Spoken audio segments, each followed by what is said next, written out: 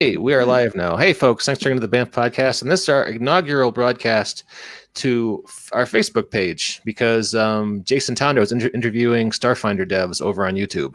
So we're doing our first broadcast to Facebook. So hang on a second. Hey, buddy, how you doing?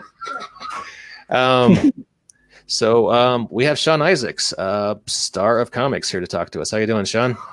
Hey, good, man. Good. I'm just trying to see if I can tweet us out here, but I don't see a link. Why is there no link of this happening right now?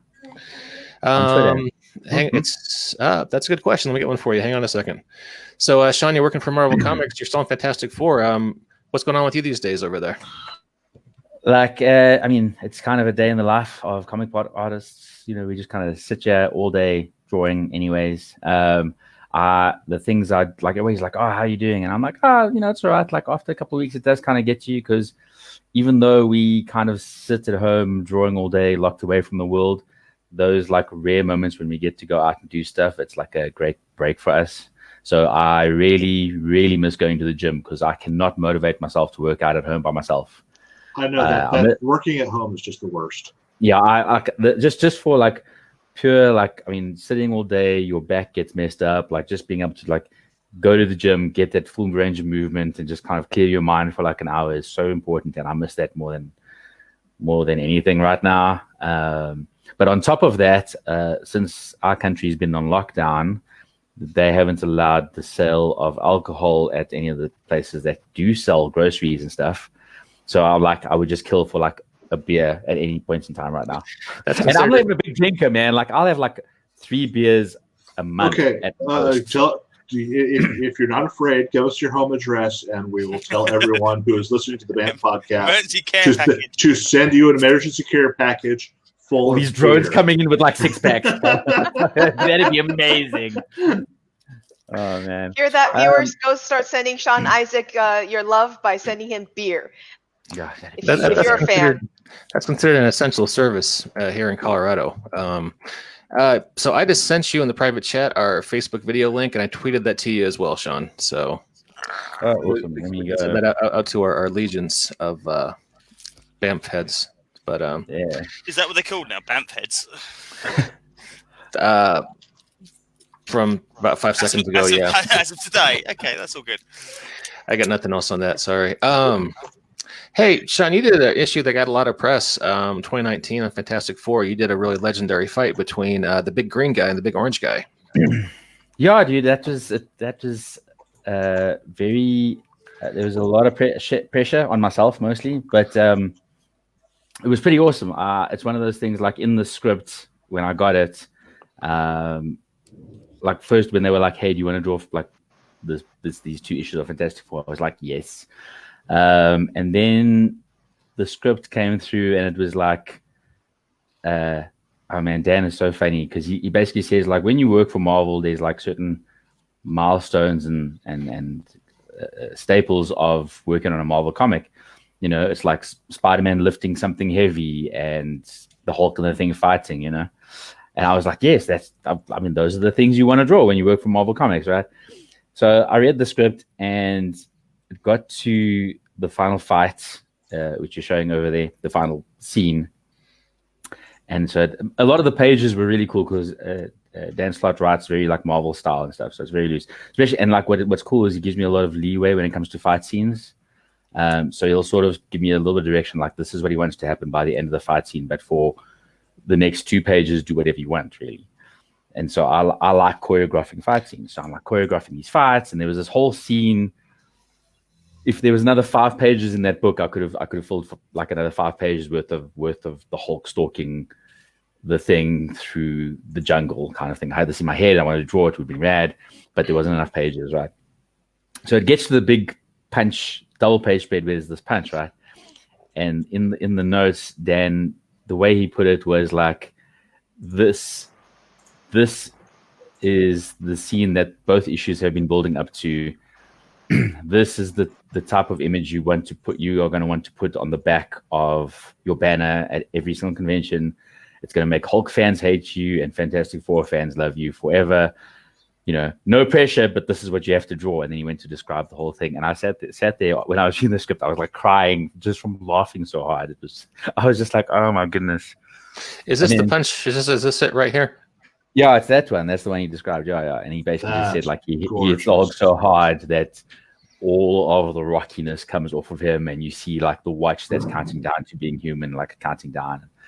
I was just like, there were tears streaming down my face, and I was hosing myself just laughing at what he was asking me to draw. It was really funny, but it was awesome, and I stressed over this page for like 5 days, just sending different versions of roughs back and forth, and they were like Tom Briefert and Alana Smith and Dan were just so like supportive, and they were even said to me like, they were like, no, you need to go in closer, because I had like a more of a medium shot so you could see the two of them. They're like, no, go. Then I was like, okay, half torsos, and they're like, no, you got to go closer, you got to go closer, you got to try a different angle, and you got to do this. And I was like, oh my god, I don't know if I can do any better. And then eventually we ended up with that, and everybody was happy with that one. I always love talking to you about comics because you disabuse me of any notions that it's fun. Ouch. No, like, you know what the thing is, hey, like I always feel bad afterwards, because I want to emphasize how much hard work it is, right? Because it's a lot of hard work. But if you don't have a passion for it, you would quit you'd quit after a month.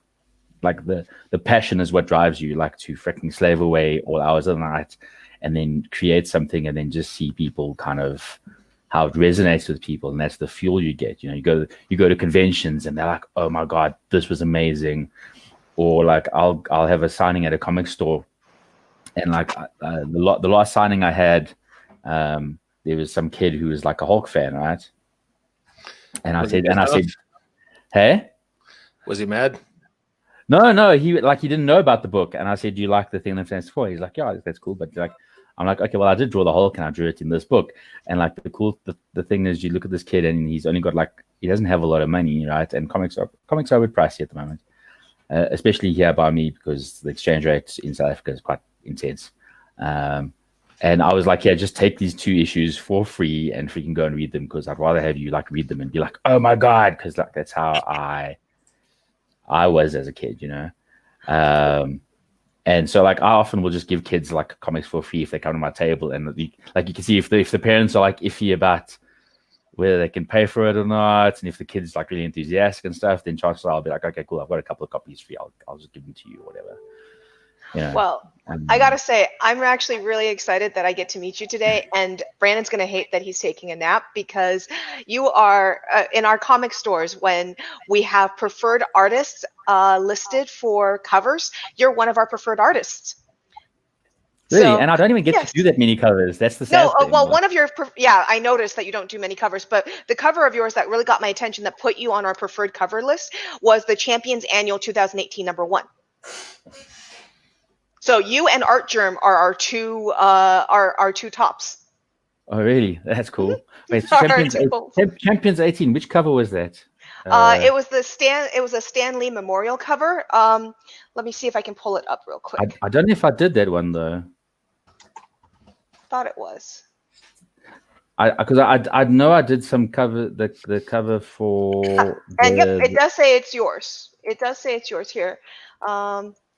Let me see. Oh, I'll share my screen on this. You've been mistagged. Oh, that'd be terrible if you've been mistagged. Oh, can you imagine? I thought this was yours, at least. Yeah. I'll tell you now if I see it. Yeah, that one. Oh no, I didn't do that one. That's RB Silver. That's RB Silver. I did the interior. I think I did the interiors, but yeah, they missed what's the name. I think because I don't think I did that one. Okay, that literally was the cover. I know I've seen your art because you do a lot of Champions as well as Fantastic Four, and I like your art in that. But I thought that was just you pulling out a little different style. But yeah. Oh no. So the ones I did is those medieval looking Champions covers and the school shooting Champions cover. Those are the ones I did. So like issue, I can't see there. Yeah, so those 2 Champions and then 20 something. Yeah, the one. Is it? Yeah, I think 24, 25, where they look all medieval and fantasy style. Mm-hmm. And the school shooting one with Miles and all the faces. I'm really proud of that one. It's probably one of my favorite Spider-Man drawings I've done. Yeah, that one. Okay, oh yeah, okay. That one I also have loaded on my screen. When you're ready. Sorry, Lo. No, it's all good. That cool, one I have loaded up on my screen right now. This is that's the Alpha Flight one. I didn't do that cover. Stefano did, but I love doing that the interiors for that, man. I got to draw Alpha Flight. I'm a big Alpha Flight fan. I was just like, can we put Sasquatch in every panel? Because I just want to draw like Sasquatch all the time. Makes me want to go and run over and see if I can pull it out of my comic box really quickly, because I remember your art from inside that one. I didn't know if the cover was yours on that one. Apparently it's not. But yeah, I really thought that the other cover was yours. My bad. Oh, no stress. Don't worry about it. It's all good. But like you said, you do very few covers, and I remember, maybe it was not that piece then, because I remember there was a piece that got my attention of yours, and I'm like, okay, whenever this Sean Izaakse, whoever this person is on there, I want that cover as one of our preferreds. I have asked for more covers, so we'll see how it goes. Awesome. I'm trying to draw some stuff that I can be like, yeah, maybe you can use this as a cover, but we'll see it. We'll see how it goes. It all depends on like time and I think I just haven't nailed down doing covers like up to par. Like, I mean, there's like I've done covers and I'm like, oh, they're really cool, but I don't think they're dynamic enough. I don't know. You do some really dynamic and awesome fight scenes though. So. Oh, that's where I like my art, I think, comes alive, because I get freaking excited, and then they'll be like, oh, here's 4 panels on this guy punching this guy, and I'll be like, can I just tweak it a bit? And then they'll be like, yes, and then I turn it into an 11-panel page kind of thing. Because I like to punish myself. Okay, I got a question as well about your Fantastic Four Point of Origin story. Did you design all the Unparalleled in that? I did, except for the main guy. What's his name now? The Overseer. Yeah. The Overseer, I think, if I'm not mistaken, was designed by Paco Medina. But I did the others. So Sky's yours. So the character that hangs around is your character. Yes. Yeah. Well. Yeah. Well, I mean, like, obviously Dan and the guys came up with the character concept, but I just kind of did the. Because the one thing I thought about the Unparalleled was they did feel like additional Marvel superhero characters. They felt the costume design, the powers, the power sets, everything. They felt like they could just be slotted in, and they mixed with others nicely. Let's just say that. So. Oh, thanks, man. Like obviously a lot of the ideas behind the characters and stuff wasn't. I mean, I got put in at the end just to kind of here's the description of what this character can do, their personality, go off and do designs and stuff, and that's sort of what the kind of guidance they gave me, which is a lot of fun, because I beat myself up a lot about my character designs. But yeah, I designed them all, and I'm glad that people like them so much. And Sky I really, really dig Sky. Drawing Wings is a lot of fun, I'm not going to lie. And the cool thing is they don't get depowered at the end of the story as well, so they can show up later on, so that's always good. So. Oh, totally. I mean, when I was designing them, I was totally thinking back to like the first time I saw like the Imperial Guard and the Shi'ar guys, and like how I felt seeing those, and I wanted to kind of have characters that were very reminiscent of like that style of costumes, but maybe slightly more detailed. But that's sort of where I was going with very those. Cool. And there's some new villains that show up in the Fantastic Four issues that are coming out as well that I got to design, which is cool as well. So keep an eye for those ones. What is your favorite character to draw? And by the way, I don't read Fantastic Four, though I am a Fantastic Four fan. I haven't read them in a while, but I have been reading Champion, so I've been getting to read and read a lot of your art. So that's pretty cool. Oh, that's awesome. Yeah, no, hey, I've got literally. I have about 6 long boxes full of stuff that I've bought that I've been trying to catch up to read, but at the moment I'm like it's either working or spending time on PlayStation or playing Dungeons and Dragons. So I haven't had time for reading. And then if I have like a little bit of time in between, like I'll spend some time with my nephews or with my dogs. So reading is like I've just actually cut out like a weekend and put it aside and be like, I'm going to read comics for the weekend. Otherwise it just doesn't happen. Favorite character to draw, man. It changes. It changes depending on the project. Because like I'll sit and be like, okay, cool. I don't like drawing these characters like I don't like this character, then I have to draw him, and somehow I have to make that character interesting to myself. And then like the character I don't like at all is the one I end up enjoying drawing the most. So like I like drawing monstrous characters a lot, just because you can kind of get away with some of the physiology, and you can really push through like facial expressions and stuff more than like just like a regular human being, whatever. But it does change. I'm a little fickle in like I don't necessarily like drawing the same thing too long, and then I have to draw something else. So like I've drawn Champions and Fantastic Four, which have all been really like and like really bright and like bold and stuff.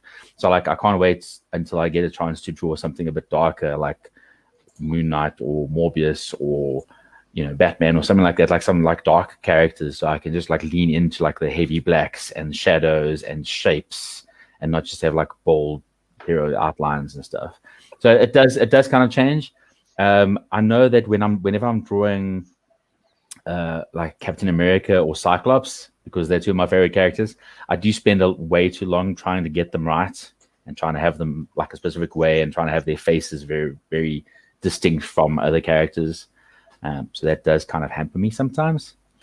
But yeah, it'll be nice to work on a series where like I just have to do. I'm working on a lot of team books, so it's a lot of like shoving a lot of characters in panels. But I'm hoping to be on Fantastic Four for a while, because of the stories that are coming up are really cool. Obviously, I'm sworn to secrecy and stuff, but like some of them there's some really cool stuff coming out. It'd be nice to be a part of it. Well, I mean, you kind of live in the dream. You get to work for Marvel. You get to be the artist for Dan Slott. I mean, there's a million guys. Such a nice dude as well. Like every once in a while, he'll call me on like a Friday night, and I'll be like, I'm having a conversation with Dan Slott. Oh my god, it's crazy. That's pretty awesome, man. I'm really happy for you, Sean. I remember you back in the day. I think I first ran into you on the old Atomic Think Tank forum, or at least the first place I saw your art back in Mutants and Masterminds Second Ed. I know, right? It's kind of crazy. Like when I think back, it feels kind of crazy and surreal. Like this isn't really happening to me. Like I wake up sometimes thinking that all of this that's happened was a dream, and I wake up in a cold sweat, being like, "Oh my god, if I've been dreaming this, like waking up and going to work at like a graphic design job at some like local newspaper publisher, I would just like die inside." but right now, but also I'm having a lot of fun doing this like alternate universe, crossover universe pictures that I'm drawing like once every couple of weeks. It was supposed to be weekly, but now I'm on deadline, so now it's like going to 2 to 3 weeks before I can finish one. But I'm loving doing that as well. Yeah, I'm gonna see if I can find one of those, because you had a really cool team up between Captain America and Wonder Woman that you auctioned off. And what was the charity for that? I didn't auction that off. That was just an example. So the charity was for I think it's what they called the book industry. I'm terrible with names at the moment, but it's basically to help out comic stores and stuff. So like all artists, as part of the hashtag creators for comics movement, everybody was auctioning off something, and then the proceeds would go to this foundation, which was going to help out comic books. I auctioned off basically just a drawing of whatever someone wanted, a character that someone would want. And that is just an example. Like it was misconstrued. Like everybody thought that picture was for auction, but it's more like, listen, you get to draw. Just tell me what character you want me to draw, and that's what I will draw. Well, here's the one I really liked from you. That's the Spider-Man 2099 and Batman Beyond. Batman Beyond. Yeah, that's a cool little piece there. That's really nice. Yeah, the first one was Wonder Woman and Captain America, which I had in like World War II kind of thing. Because you've got Lala there, and honestly, I would love to see a Wonder Woman Captain America comic set in the Golden Age. I don't know if you see. I have a few Wonder Woman things, so I need more of your Wonder Woman art, please. I see that. No, so like I'm doing these things because I've always people started talking about the like DC and Marvel need to have a crossover when this whole pandemic thing is over, right? Yes. And I love that idea, obviously, but I kind of want to do a like slightly different twist. So a lot of people like to pair up characters that are very similar, and I think that's cool. But also pairing up like the unlikely ones, and I think like I've always likened like Captain America, like Steve Rogers is just an alternate universe's Steve Trevor, right? And vice versa. Yeah. And like, I think that doing a comic with these two would just makes more sense. And then this would lead into a JSA Invaders crossover, right? Oh, that's a great idea. That's yeah. Really amazing idea. So I'm drawing these pictures just for fun, but each image is like in my mind has like my own universe story behind it and why they end up together and who they're fighting and all that type of stuff, just in case it ever does happen. And I've started on the third week was a villain one, and I'm not gonna spoil it because I want to be a surprise for when I post it. The third week is going to be you're basically going to see who Galactus's new herald is. Oh. And it's going to be a DC character because it's supposed to be a villain team up. So it's a villain from the DC universe that I put in there. I'm guessing Sinestro, but don't tell me if I'm right or wrong on that. Oh no! Looking forward to seeing that. Unfortunately, I and Alice have to be going. We are needed at the opening ceremonies of ZoeCon, which is happening in 3 minutes. Yeah, that's awesome. I actually have a meeting over at my soul deadening day job I have to get to. So Sean, really appreciate your time. Thank you so much.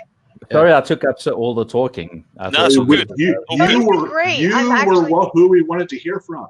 Yeah, and like I said, you are literally on our list of artists to pull for. So, I was like, oh wow, is this the same Sean Izaakse that I have on our list? Oh my gosh, it is. We like his art. Just want to give a shout out to a guy named Daniel Calban. Just said hi to us on Facebook. So hey, Daniel, thanks for watching. Daniel. And we got to go our separate ways. Looking forward to gaming with you next week, Sean. We'll catch y'all later on the next BAMF. Yeah, for sure. Thanks, guys. Bye, everyone.